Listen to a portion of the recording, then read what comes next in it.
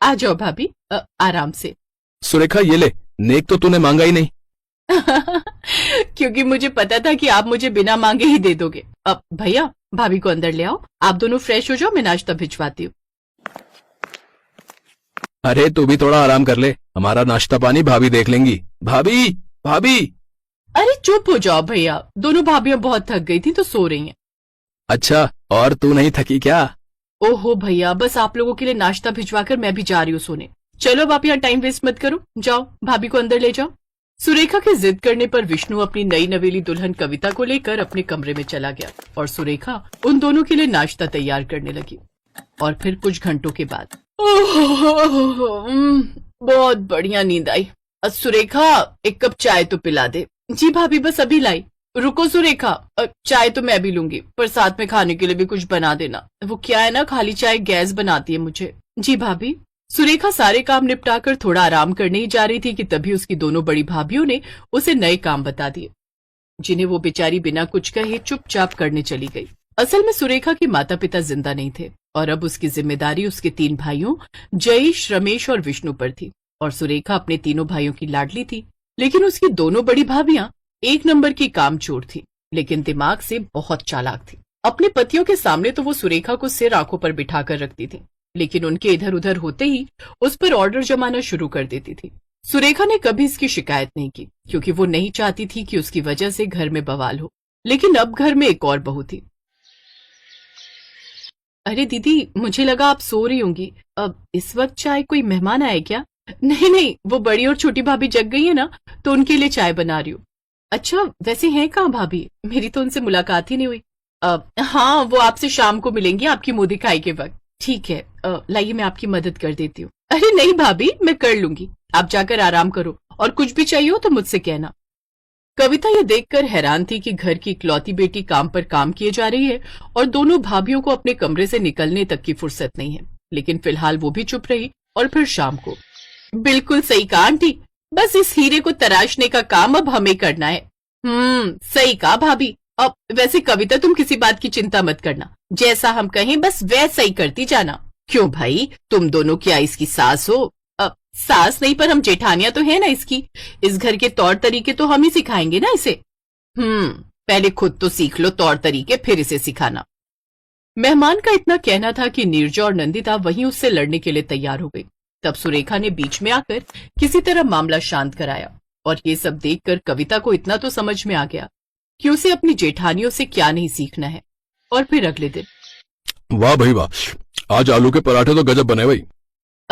कविता भाभी ने बनाए हैं, और जरा ये खीर तो खाकर देखिए भैया, ये तो कमाल की बनाई है कविता भाभी ने।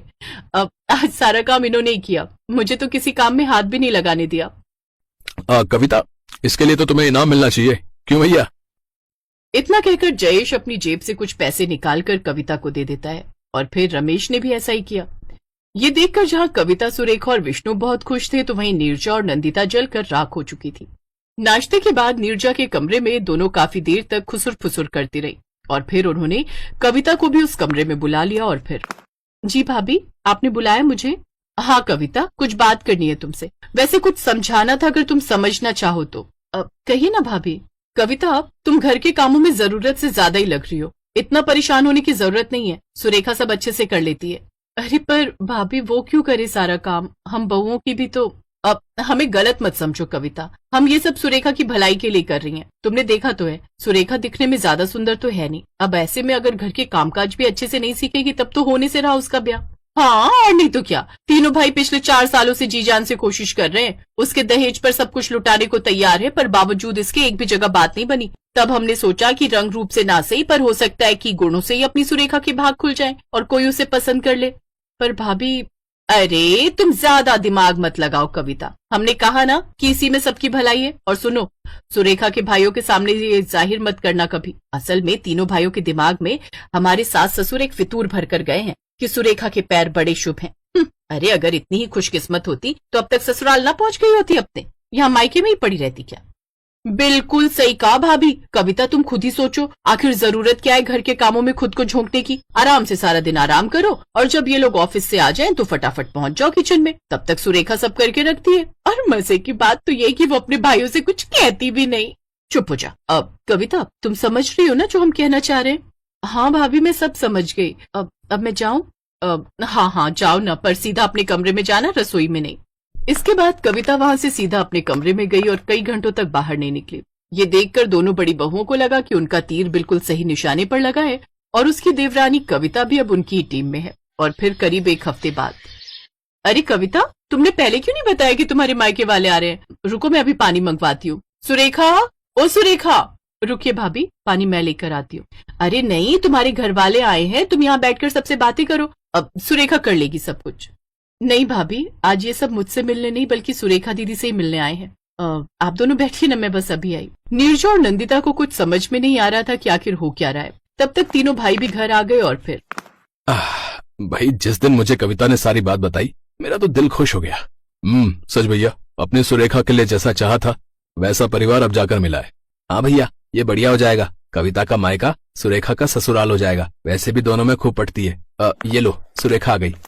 हाँ तो भैया, लड़की सुशील है, संस्कारी है, इस बात की गारंटी तो मेरी। बाकी सब आप देख लो। सुंदर भी है। मुझे रिश्ता मंजूर है।